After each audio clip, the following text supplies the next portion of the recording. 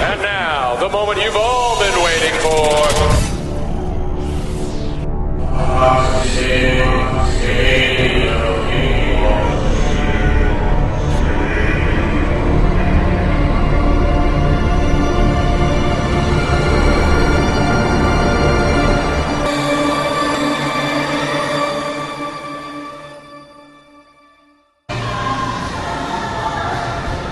All right, ladies and gentlemen, we're here at the Torrance Gym, UFC Gym in Torrance, California, for another edition of the UFC Gym Makeover. And I'm sitting here with Diana Wall. Diana, say hello to everybody. Hi. Diana, a lot of people don't know you, and a lot of people do know you. So for the people that are going to be listening to this that don't know you or your background, why don't you give us a description of what's going on with you and how you came to be at the gym? Well, I plummeted up to 300 pounds, and it wasn't just until last year, about a year and 3 months ago, that I realized how big I was. I went through a divorce. We had 2 kids, met the love of my life, was with him for 11 years before I married him. Wow. And something was missing, and I didn't know what it was. And so I roller coastered up and down in weight all the time. And I got married, finally, after 11 years. Wow. Got married. Cool. Congratulations. Looked at my wedding pictures and said, this isn't okay. It's not okay. My dad passed away 2 years ago, complications of diabetes, and the last thing he said to me is, Diana, make sure you take care of yourself. 3 months later, I got married. And then when I saw those wedding pictures, I was like, I'm not taking care of myself. This is not good. So it was August 31st, and I decided I'm just going to lose weight. That's just what I'm going to do. I'm going to lose it. I got grounded in my church. I had to fix my mental health portion of it before I could start anything, or it just wasn't going to happen. So I got grounded in the church. I looked to my husband for support and told him I had goals and I wanted to reach each goal before I made new goals.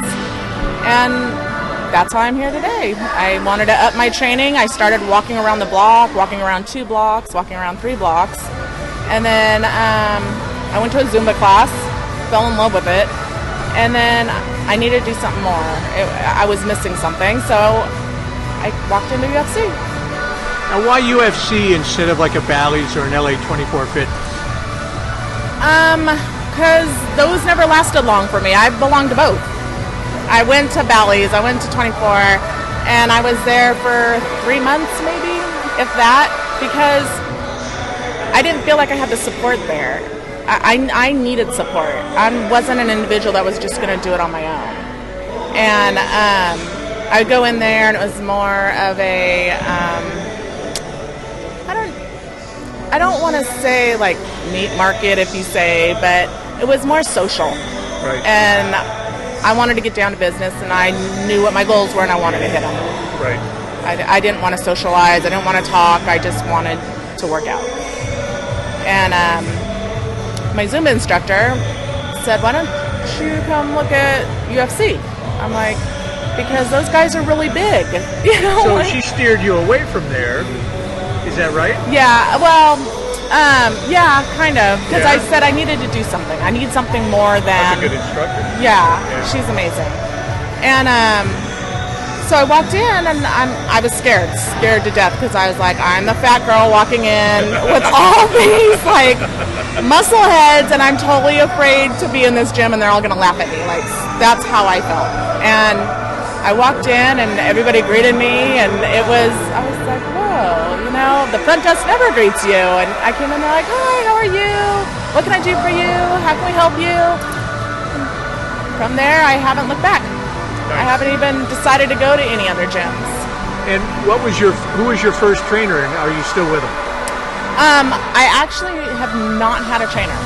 Really? I've done everything solely on my own. Solely. And how I've done it is I will go over to the weight area, watch the guys lifting weights, go over and ask them what muscle groups they're working, and if they could show me how to do it. And they've been so nice to me. You know, you could teach a class on that, because how many people do you see standing around just trying to throw stuff and they don't know what they're doing? Right, and I'm kind of I pick and choose, you know. If I see someone that is fit, that has muscle, that looks like they know what they're doing, I'll definitely ask them, what muscle group are you working? If they say I don't know, then I'm like, okay, never mind. But if they're like, oh, it works your tricep, this one right here, show me how to do that. Well, obviously your style is working for you. You're obviously not 300 pounds, and sometimes I'm not a gentleman, but this time I will be. I'll only ask you, how much have you lost? I have lost, well, you guys can do the math then. I have lost 128 pounds total, 127.8. Wow, you know that's another woman. It's a whole sixth grader. Yeah. It's a sixth grader. And when was the last time you weighed yourself? Every Friday, so this morning. Every Friday? Yeah. So you're right at now, you're 127? 120, yeah. Wow. 27.8, yeah. Wow, so your technique is working for you. It is. I upped my intensity a little bit. And I do a little CrossFit just because I wanted to see what it was like. And that's about all. I mean, I'm here all the time. Now, you mentioned you were up over 300 pounds. Now, I know that having kids and the stress of all that will do stuff to your life. But what do you think really pushed you over the edge? Because not every woman goes up that way. I was just asked that question 2 days ago by a trainer. Like, he trains bigger women that are just like me, that wanted to just lose weight. And he goes, and I don't understand. You know, can you help me understand what made you get there? And food is an addiction. Just like drugs, just like alcohol, just like any bad addiction. It's a destroyer. It's self-destruction. And that's what I was doing. It was like a self-destruction. It was a way of, I was unhappy somewhere. I had a void that I needed to fill, and I filled it with food. You did mention that you had to work on your mental aspect first. Explain to us a little bit how that went. That was probably harder than deadlifting 125 pounds. I mean, it made me realize that I really wasn't the person that I was really trying to be. I had to come to realization that yes, I was overweight, yes, I was unhealthy, yes, I was going to die. And I was diagnosed with type 2 diabetes when I was like 33. And that was a roller coaster for me to deal with my mental health. It was because I didn't want to admit that I had a problem, and it was depression. It was straight depression. I had 2 teenagers. You know, raising teenagers, that can kind of make you a little loopy. Sure. So I battled depression really bad, and so I had to seek help for that. I had to seek help, and the only way I found it was when I got grounded in my church, and I was able to get over that part of it, and then still be addicted to food, but in a healthy way. Right. So instead of French fries going in my mouth, it's turkey and vegetables. You know, it's something I can eat that's not going to blow me up.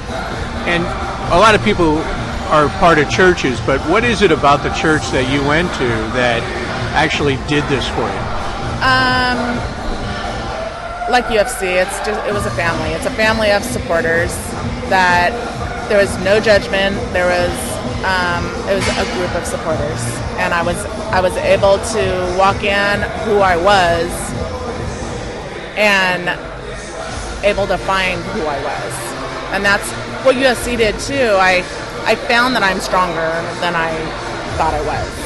You know, I've always been an athlete. So working out, running, that stuff wasn't a big deal. But I know that in high school, which was quite a while ago, when things got hard, I'd stop. No, I'm not running anymore. I'm done. I'm sweating. That's messing my makeup up. I'm not going to do this anymore.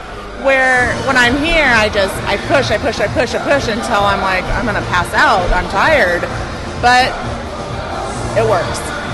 You know, I always have to take it to the next. I have to find where my breaking point is.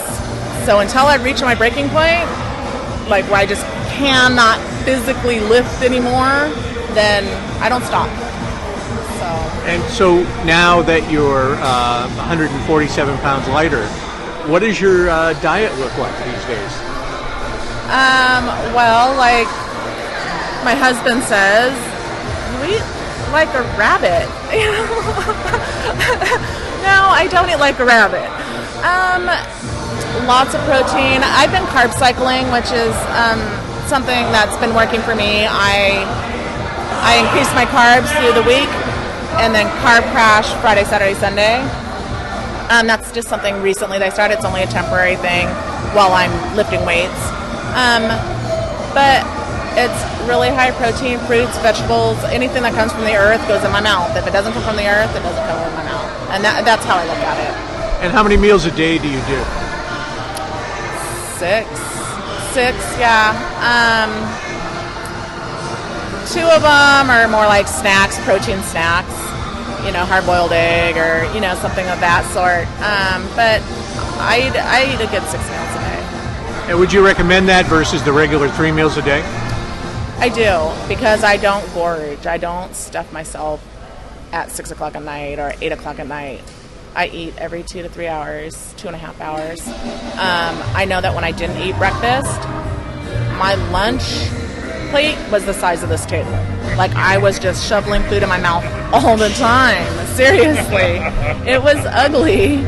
And it's so funny because I look back now and I'm like, how did I do that? How did I do that to myself? When I sit down and I have this plate of food that's so filling and I feel good after eating it, why did I do that? And I hid behind food. I had a lot of I still have a lot of insecurity issues. I do, but not like I used to. Not like I used to. Like I would never walk out of the house without makeup. Well, now that every day after work consists of the gym, I rarely wear makeup. So how does that make you feel? Freeing. There's a lot of things I wouldn't do by myself. I would not ride from my house to Venice and back by myself ever on my bike. And I love to do it. It's freeing. I feel free. That's exactly, since I've lost weight and since I've been working out, I don't feel chained up to anything. I feel free. That's the best way I can explain it. And how has the home life for everyone else changed now that your life has changed? When they see me when I'm not at the gym, no. I think it's been inspiring slowly. I would love to see my family be in the gym with me working out, family debt, something. But we all have our own separation, which is good. We do things as a family, but we separate ourselves and do our own things. Right. And but I think my youngest son, my 16-year-old, I think he likes it because I run with them. I can run. He plays football.